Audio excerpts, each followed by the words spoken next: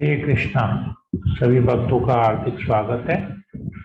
आज अम्लकी एकादशी शुभ दिन है, तो हम लोग आज इस एकादशी की महात्म्य को हम पढ़ेंगे। महात्म्य पढ़ने से पहले हम लोग मंगलाचरण कर लेते हैं। ओम अज्ञानतिमिरान्धस्य ज्ञानाञ्जनशलाकया चक्षुरुन्मीलितं येन तस्मै श्रीगुरुवे नमः। नमो विष्णुपादाय कृष्णप्रेष्ठाय भूतले श्रीमते भक्तिवेदांत स्वामिनिति नामिने नमस्ते सरस्वती देवे गौरवाणी प्रचारिणे निर्विशेष शून्यति पाश्चात्यदेशतारिणे वंशकल्पतरुभ्यश्च कृपा सिन्धुभैव च पतितानां पावनेभ्यो वैष्णवेभ्यो नमो नमः। जय श्री कृष्ण चैतन्य प्रभु नित्यानंद श्री अद्वैत गदाधर श्रीवासादि गौर भक्तवृंद। हरे कृष्ण कृष्ण कृष्ण हरे हरे, हरे राम राम राम हरे हरे। मंगलाचरण की जाए। हरे कृष्णा प्रभु जी। हरे कृष्णा। प्रभु जी, मैं 9:30 बजे क्लास छोड़ दूं क्योंकि मेरी ट्रेन है 10 बजे। उसमें कोई पापा दिक्कत नहीं, ज्यादा खर्च हो रही है, कोई दिक्कत नहीं, इमरजेंसी में निकलना पड़ रहा है प्रभु जी। कोई दिक्कत नहीं है। ठीक है प्रभु।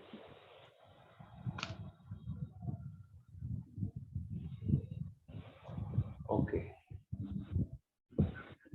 अमल की एकादशी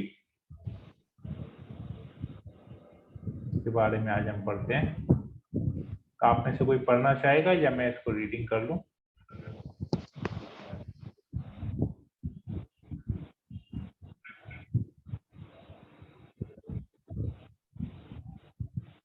प्रभु जी हम पढ़ दें? आप पढ़ लीजिए। एकादशी, इस एकादशी का महात्म्य ब्रह्मांड प्रमाणों में कहा गया है। युधिष्ठिर महाराज ने पूछा, हे कृष्ण, फागुन मास की शुक्ल पक्ष की एकादशी का नाम क्या है? यह व्रत किस प्रकार से करना चाहिए? कृपया आप बताइए।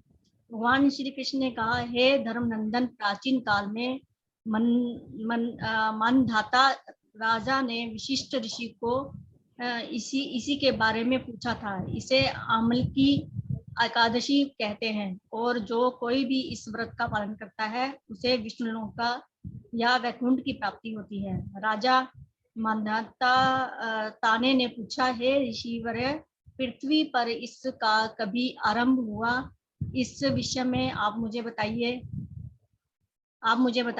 विशिष्ट ऋषि कहने लगे, हे महाभाग, पृथ्वी इस अम्लकी के प्रारंभ की कथा सुनो। अम्लकी महान वृक्ष है जो सब पापों का नाश करता है। भगवान विष्णु की थूक से एक चंद्रमा समान बिंदु प्रकट हुआ। वह बिंदु पृथ्वी पर गिरा। उसमें से वृक्ष उत्पन्न हुआ जिसे आमलकी नाम मिला। सब वृक्षों में यह आदि वृक्ष माना जाता है। उसी वक्त सारी सृष्टि के निर्माता ब्रह्मा जी की उत्पत्ति हुई। उन्हीं से सब प्रजा की सृष्टि हुई, जिसमें देवता, गंधर्व, यक्ष, राक्षस, नाग तथा पवित्र और शुद्ध हृदय वाले महर्षियों का जन्म हुआ। उनमें से देवता और ऋषि लोग विष्णु प्रिय अमल की वृक्ष के पास आए।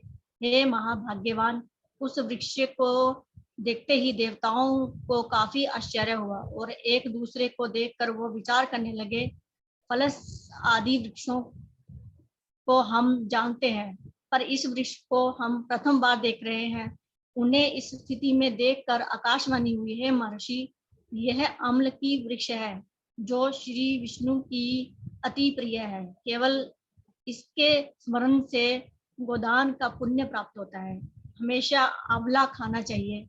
सब पापों का नाश करने वाला यह वैष्णव वृक्ष है।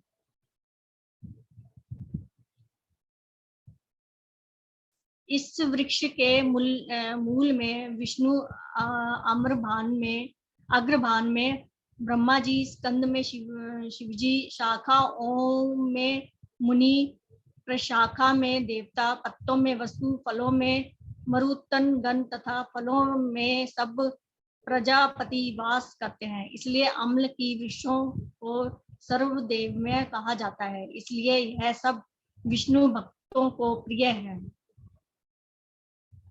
ऋषि ने कहा, हे अव्यक्त महापुरुष, आप कौन हैं? हम आपको क्या देवता समझे? कृपया आप हमें बताइए। फिर से आकाशवाणी हुई, जो सभी जीवों का कर्ता, सब भुवनों का स्रोता है और विद्वान पुरुषों को भी अगम्य में मैं वही विष्णु हूँ। देवादिदेव भगवान विष्णु का कथन सुनने से सभी ब्रह्मपुत्र आश्चर्यचकित होकर बड़े भक्ति भाव से श्री विष्णु की स्तुति करने लगे। ऋषि ने कहा, सभी जीवों के आत्मभूत आत्मा एवं परमात्मा आपको प्रणाम करते हैं, जिसका कभी पतन नहीं होता। उन उच्चयुक्त को हम नमस्कार करते हैं। दामोदर, यज्ञेश्वर और परम परमेश्वर, आपको हमारा प्रणाम है। आप मायापति और संपूर्ण विश्व के स्वामी हैं, आपको हमारा वंदन है। इस प्रकार ऋषियों ने की हुई स्तुति सुनने से भगवान विष्णु प्रसन्न हुए और कहने लगे, हे महर्षि, मैं आपको कौन सा अभिष्ट वरदान दूं? ऋषि ने कहा, हे भगवान, आप सचमुच हमारे ऊपर प्रसन्न है तो जिस व्रत को करने से मोक्ष मिलता है वो हमें कहें। श्री विष्णु ने कहा, हे महर्षियों, फाल्गुन शुक्ल के पक्ष में अगर पुष्य नक्षत्र युक्त द्वादशी होगी तो वे सब पापों को नष्ट करने वाली होगी। ये द्विजवर उस दिन विशेष कर्तव्य करना चाहिए, उसके बारे में सुनिए। आम्ल की एकादशी को रात भर आम्ल की वृक्ष के पास जाकर हरे कृष्णा प्रभु जी, दंडवत प्रणाम। उससे मनुष्य को सभी पापों से मुक्ति, साथ ही उसे सहस्त्र गाय दान करने का पुण्य भी मिलता है। हे विप्रगण, सभी व्रतों में उत्तम व्रत है। ऋषियों ने पूछा, हे भगवान, इस व्रत करने की विधि बताइए, इसे कैसे पूर्ण करें? उसके अधिष्ठाता कौन है? इस दिन स्नान दान आदि विधि किस प्रकार करनी चाहिए? पूजा की विधि क्या है? उसके लिए मंत्र क्या है? कृपया यथार्थ रूप से इसका वर्णन करें। भगवान श्री विष्णु ने कहा, हे द्विजवर, सुनिए। एकादशी दिन प्रातः काल जल्दी उठें। दंत धावन करने के बाद संकल्प करना चाहिए कि हे पुंडरी काक्ष, हे अच्युत, आप आज मैं निराहार एकादशी करके कल भोजन ग्रहण करूंगा। कृपया मुझे अपने चरणों में आश्रय दीजिए। इस प्रकार नियम ग्रहण करने के बाद पापी, पतित, चोर, पाखंडी, दुराचारी, मर्यादा भंग करने वाले, गुरु पत्नीगामी, इन व्यक्तियों से वार्तालाप ना करें। अपने मन को वश में रखकर नदी, तालाब, कुआं, घर में स्नान करें। स्नान करने से पूर्व शरीर को मिट्टी लगानी चाहिए। मिट्टी लगाते समय इस मंत्र को कहना चाहिए, अश्व क्रांते, रथ क्रांते, विष्णु क्रांते, वसुंधरे, मृतिके हर में पापम जन्म कोष्ठायाम समर्जितम। हे वसुंधरा, आपके ऊपर अश्व तथा रथों का चलना हमेशा सहन करती है। भगवान वामन देवन भी अपने पैरों से आपको नापा है। हे मृतके, मैंने करोड़ों जन्मों में अनेक पाप किए हैं, कृपया इन सभी पापों का आप हरण कीजिए। स्नान मंत्र। त्वं माता सर्वभूतानां जीवनम ततु रक्षकम, स्वेज्जो द्विज जातीनां रसनां पतये नमः। स्नानोऽहं सर्वतीर्थेषु हृदय प्रसन्न विष्णेषु च निदेषु देवखादेषु इदं स्नानं तु मे भवेत्। हे जल अधिष्ठात्री देवी, हे माते, तुम सभी जीवों का जीवन हो, वही जीवन जो स्वेज और उत्विज जाति के जीवों का रक्षक है। तुम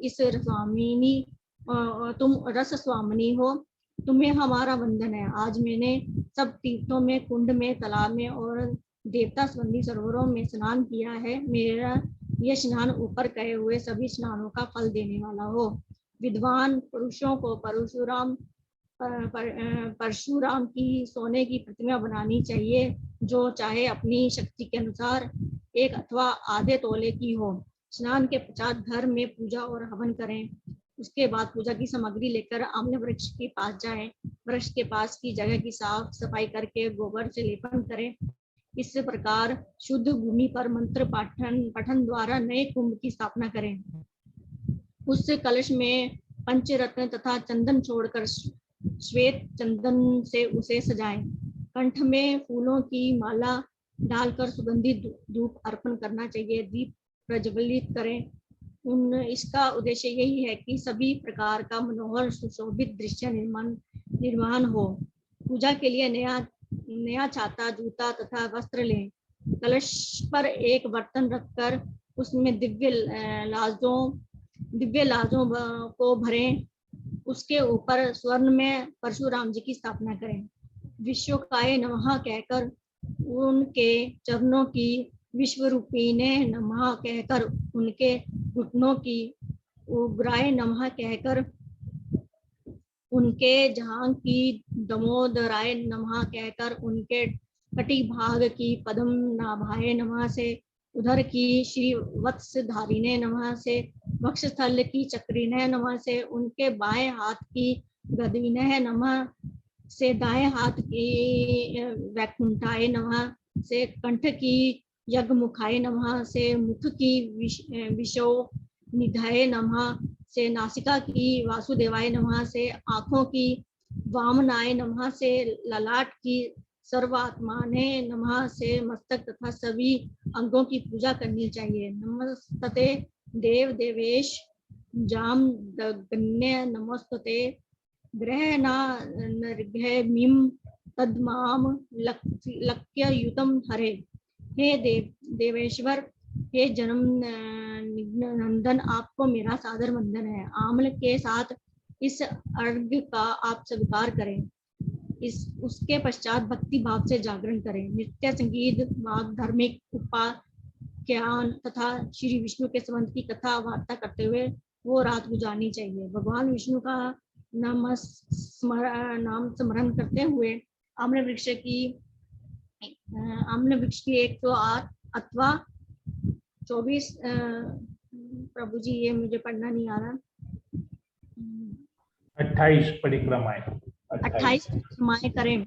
प्रातः काल होते ही श्री हरि की आरती करनी चाहिए। श्री परशुराम के स्वरूप में विष्णु में मेरे ऊपर प्रसन्न रहें, इस भावना के साथ ब्राह्मणों की पूजा करके वहां की सभी सामग्री उन्हें दान देनी चाहिए। उसके पश्चात आम्ल की वृक्ष की परिक्रमा करने के स्नान करके ब्राह्मणों को भोजन खिलाना चाहिए। उसके बाद परिवार के साथ स्वयं भोजन करें।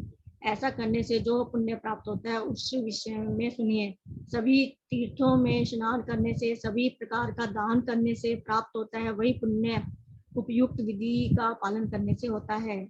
सभी यज्ञों को पूर्ण करने से पुण्य मिलता है, उसमें भी अधिक पुण्य प्राप्ति इस व्रत से होती है, इसमें कंचित भी संशय नहीं। वशिष्ठ अंतर्ध्यान हो गए। तब सभी महर्षियों ने इस व्रत का पालन किया। उसी प्रकार से आपको भी इस व्रत का अनुष्ठान करना चाहिए। भगवान श्री कृष्ण ने कहा, हे राजन, यह व्रत सभी पापों से मनुष्य को मुक्त करता है। हरे कृष्णा। हरे कृष्णा। धन्यवाद माता जी पढ़ने के लिए। ओके, तो क्या समझ में आया आप लोगों को इससे? क्या समझ में आया, क्या नहीं समझ में आया? प्रभु जी, इसमें आंवला वृक्ष की पूजा और विष्णु देव की पूजा करने के लिए कहा गया है, और इसमें जो फल मिलता है वो सारे तीर्थ स्थानों का, और जो स्नान, जितने भी तीर्थ स्थानों में स्नान किया जाता है उसका फल इस एक व्रत में ही पूरा फल मिल जाता है। गौदान का फल मिलता है। ओके, तो ये समझ में आया। क्या नहीं समझ में आया? और कोई बताएगा किसको क्या समझ में आया, नहीं समझ में आया?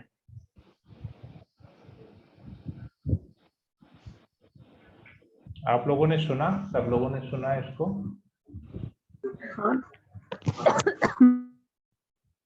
हरे कृष्णा प्रभु जी। हाँ जी, सुना प्रभु जी। आम लक्की वृक्ष तो मिलता नहीं है कहीं आसपास। आम लक्की वृक्ष मिलता नहीं है आसपास, ठीक है। और क्या समझ में आया, नहीं समझ में आया? जी यहाँ पे नेटवर्क प्रॉब्लम है तो पूरा क्लियर नहीं आया बहुत सी बात। ठीक है, तो जिनको समझ और किसी ने सुना उसको ठीक से?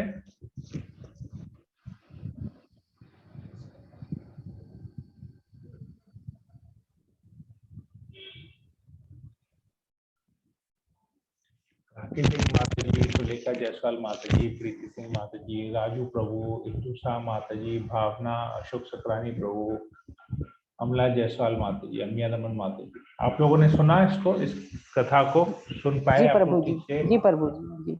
ओके, तो क्या समझ में आया, क्या नहीं समझ में आया, कुछ है इसके ऊपर में? कि आमलकी के वृक्ष के प्रभु जी पूजा करना चाहिए। ये समझ में आया, हम लोग के वृक्ष की पूजा करनी चाहिए, ठीक है। और कुछ, और किसी को कुछ है इसके ऊपर कमेंट?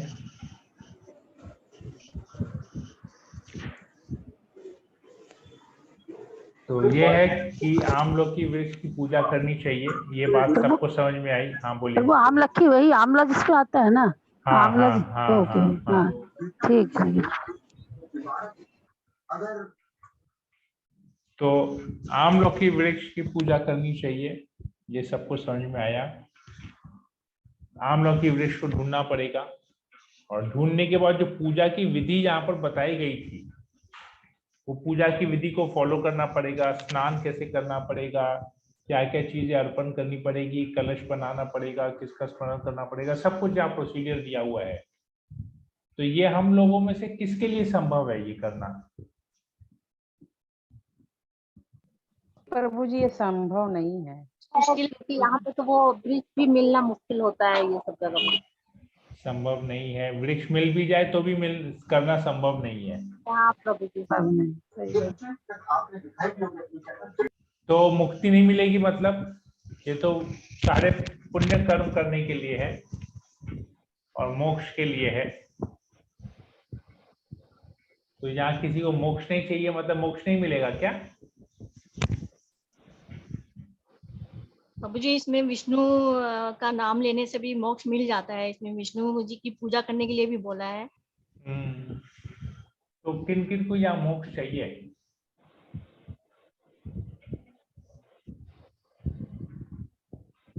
तो किनको मोक्ष चाहिए वो पता होना चाहिए। किसी को मोक्ष नहीं चाहिए, मतलब सब लोग यहाँ खुश है ऐसा? इस जगह में सब लोग खुश हैं, ये जगह छोड़ के जाना नहीं है? नहीं नहीं मोक्ष नहीं चाहिए, चाहिए प्रभु जी, चाहिए मोक्ष चाहिए। भक्ति चाहिए, भक्ति चाहिए, मोक्ष चाहिए, भगवान की भक्ति चाहिए। सच्ची भक्ति डिसाइड कीजिए, मोक्ष भगवान चाहिए के- कि भक्ति चाहिए, वो पहले डिसाइड कीजिए। भक्ति भक्ति चाहिए। मोक्ष नहीं भक्ति चाहिए। चाहिए, भक्ति।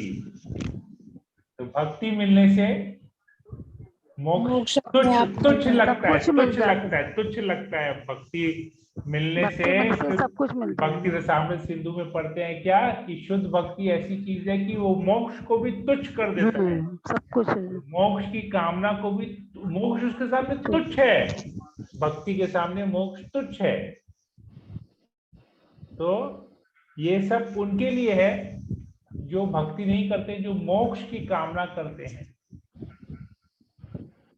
इसमें एक बात बहुत सही है कि भगवान विष्णु का स्मरण करना चाहिए, रात भर जाग के स्मरण करना चाहिए। रात भर नहीं जाग पाते तो दिन भर बैठ के स्मरण करना चाहिए, जब जाग रहे हैं तब स्मरण करना चाहिए विष्णु का। ये सबसे महत्वपूर्ण बात है यहाँ पर। भगवान विष्णु का, कृष्ण का, हरि का, दामोदर का स्मरण करना चाहिए। जब भी जितना भी समय हम जागे, इस विशेष एकादशी के दिन हमको भगवान का जितना से ज्यादा स्मरण करना चाहिए। और स्मरण करना चाहिए उनको, उनकी प्रेम पाने के लिए, उनकी कृपा प्राप्त करने के लिए, भौतिक इच्छाएं या पुण्य कमाने के लिए नहीं करना चाहिए। ये इसका पूरा लक्ष्य है एकादशी व्रत पालन करने का। क्योंकि हम लोग कलयुग के जीव, हमसे ये सब पालन नहीं होगा, तो हमको मोक्ष की प्राप्ति की भी आकांक्षा नहीं करनी है, केवल भक्ति की आकांक्षा यहाँ पर हमको करनी चाहिए। एकादशी व्रत पालन करने का यही एक मात्र मकसद है कि हमको कैसे हम भगवान के निकट जा सके, भगवान के समीप जा सके। यही एकादशी व्रत का पालन करने का पूरा उद्देश्य यही होता है। ठीक है, क्लियर है सबके लिए या कोई प्रश्न है यहाँ पर?